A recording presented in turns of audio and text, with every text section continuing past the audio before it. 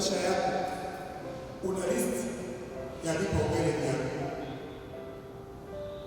lakini je, kipi kimekuwa namba moja katika maisha ya kawaida? Kufanya haya, kusoma, kuoa, kupata uchumi na mambo mengine mengi, hatukatai mambo uwe nayo, lakini je, tunaaswa dunia leo kila mtu akihoji kwamba namba moja katika vipaumbele kiwe ni hiki cha kuunganishwa na ufalme, vipaumbele vya ufalme katika uinjilisti.